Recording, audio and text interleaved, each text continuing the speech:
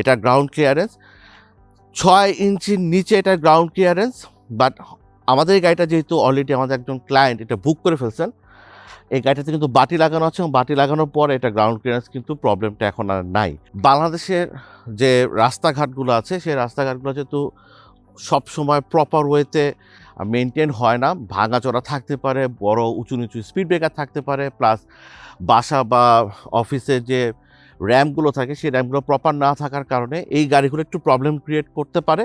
সেই ক্ষেত্রে বাটি বা স্পেসার দিয়ে আমি প্রবলেমটা সলভ করতে পারি। হোন্ডা ইনসাইড হচ্ছে গিয়ে 1500 সিসির একটা হাইব্রিড, যেটার মধ্যে আপনার এলইবি টাইপ ইঞ্জিন আছে, যেটা আর্ট ড্রিমস টেকনোলজির একটা ইঞ্জিন। আর এইটার সাথে আপনার ডুয়েল মোটর ইউজ করে। ইঞ্জিনটা ডিরেক্টলি আপনার সামনের চাকার সাথে কানেক্টেড না। ইঞ্জিনটা বেসিক্যালি জেনারেটরের মতো কাজ করে, যেটার মাধ্যমে ইঞ্জিন থেকে মোটরের সাহায্যে ব্যাটারিতে পাওয়ার যায় এবং আপনার যখন কুইক এক্সেলারেশন করার প্রয়োজন হয় সেক্ষেত্রে ইঞ্জিন এবং মোটর দুটো একসাথে আপনার চাকাকে পাওয়ার দিতে সক্ষম। এই গাড়িটার হর্স পাওয়ার হচ্ছে কি প্রায় 153, আর এইটার টোটাল আপনার টর্ক জেনারেশন ক্যাপাসিটি হচ্ছে গিয়ে প্রায় 256 মতো। সো এই গাড়িটা কিন্তু বেশ ফাস্ট এক্সেলারেট করতে পারে এবং ইনিশিয়াল এক্সেলারেশন কিন্তু বেশ ভালো।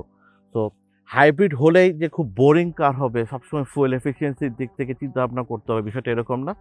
এই গাড়িটার ইঞ্জিন এবং এটা ওভারঅল যে ডিজাইনটা আছে সেই ডিজাইনটার কারণে এই গাড়িটা চালাতেও বেশ কমফোর্টেবল এবং ফান টু ড্রাইভ।